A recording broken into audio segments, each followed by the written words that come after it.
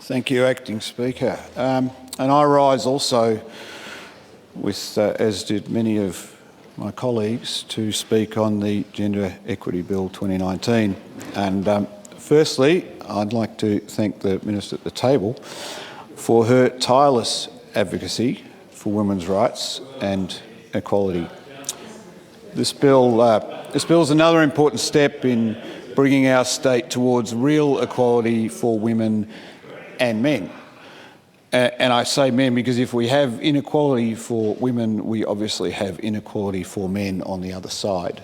And as my role in this House as a bloke, we should be working to equality and fairness for all of us regardless. In a week where we said goodbye and thank you to the Honourable John Cain, who, as we heard in this place earlier in the week, did much to bring us towards equality for women, it's a good time to bring in this bill, and I think he would have approved, not that I would speak for him, of course. That work has continued, and the Andrews Labor government can be proud of the steps that we have already taken. But there is obviously still work to do, and this bill is part of it. And I again thank the Minister, but also Premier, whole Cabinet, and every Minister and member who has played a part in bringing us here and will continue to bring us forward. This bill will improve workplace gender equality across the Victorian public sector, universities and local councils, and though these organisations considering how through these organisations considering how policies and programs and services affect and impact people of different genders, we will see this message sent out through our communities of the importance of gender equality.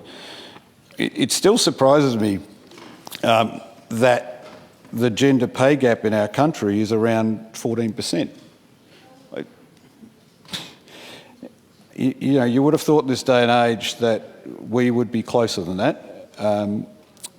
But according to the Victorian Public Sector Commission last year, that figure across the Victorian public sector is 11%, and it's still too much. This government's historic Royal Commission into Family Violence told us that we need to establish a culture of non-violence and gender equality and to shape appropriate attitudes towards women and children. And it is important for us in this process of preventing family violence that we not only prevent discrimination but also that we proactively drive gender equality. And there are some who may shake their heads at this bill. I think gratefully there's not that many, to be fair. And hopefully that number is decreasing. And they may take a look at the government benches in this place and the other, and you'll quickly see that 48% of our side, and our little Bay 13 over there, are women. And as we have said, and we'll keep singing, the 50% of our cabinet are women.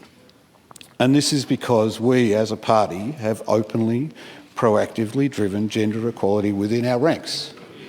And it works. We can see it works. Some others might not be able to see that, but it does. This bill does not only affect women, it affects everyone. Today we deliver a promise that we will make a difference and that will make a difference. The outcomes of this will not only benefit women but will make a difference in the lives of everyone in our community. Achieving gender equality won't happen overnight, but it will happen. The pace of change could be faster. We need legislation to help this change happen, and the right tools need to be put in place to plan and measure and track progress to make that change, and this bill does that. This bill is intended to support the achievement of workplace gender equality in Victorian public sector, universities and councils through a variety of measures, contributing to closing the gender pay gap by targeting its key drivers, improving gender equality at all levels of the workforce. And it's worth pointing out that a lot of the pay gap is due to the fact that women make up a lot of the lower paid careers in our workplaces. Reducing gendered workplace segregation. I mean, the idea we have any segregation in this state is all by itself ridiculous. Providing greater availability and uptake of family violence leave, flexible work and parental leave. Reducing sexual harassment in the workplace, as well as cases of discrimination during pregnancy, parental leave, return to work. Improving the quality or the equity in recruitment and promotion practices and providing greater support for women to reach leadership roles in the same numbers as men. But it's not just these organisations that will be affected by this bill. The wider community will also benefit by this bill's requirement that organisations subject to the bill consider the gendered impact of policies and programs and their services that will have an effect and a significant impact on the public that they serve. And that will ensure that they meet community needs.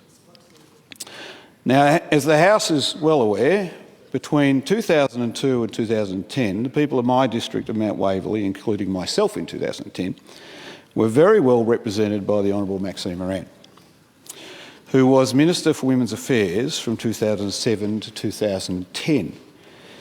In August of that year, the Minister informed the House that when the Bracks-Brumby government came to power, the percentage of women on government boards was 31%. But at that time, in August of 2010, she was very happy to inform the House, when she delivered her speech, that they had not only reached the target of 40%, but had surpassed it. And I was very pleased to hear earlier in the debate that number is now 53%. So this result alone has taken a lot of effort over a long time, and our job's not done. But let's have a list of our ministers for women and women affairs to give them the credit that they are due. The Honourable Cheryl Garbutt, Honourable Mary Delahunty, our own Minister for Transport Infrastructure, the Honourable Maxine Moran, the Honourable Fiona Richardson, our member for Sydenham, who's sitting in front of me. Thank you very much. And of course, our current Minister for Women. That's a very, very capable list. And all these women have made their mark in many ways. But I think when you think about equality, we should probably say they didn't make their mark because they were women, they made their mark and they were women. And once we start thinking about the fact, and there was a comment from the other place, or someone from the other place, something about let men be men and let women be women. Well, how about we just let people be people and stop worrying about whether they're women or men or whatever. They're just themselves, and their capability has nothing to do with their gender. So now there were ministers from the other side, obviously for Women's Affairs, but I'll let their speakers mention them. So something else happened in 2010. We as a country saw our first female Prime Minister, and Acting Speaker, as you can't help but know, because I go on about my kids probably too much, Rebecca and I have a daughter, Sophie. When I first thought of that, I was going to say I have a daughter, and I thought, no, I better share that one or I might be in trouble, considering she did all the work.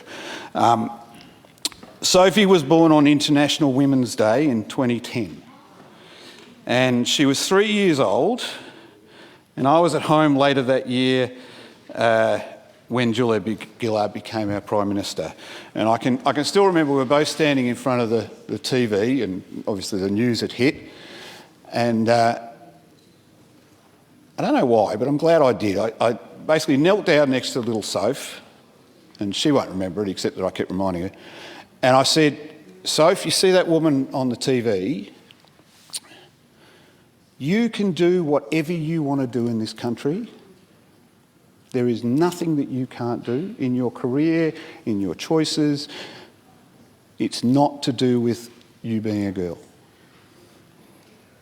And that's the way it should be. And that's the way that I want our state to be, so that my daughter's gender is completely irrelevant to her career prospects, her financial prospects, whatever aspirations she may have.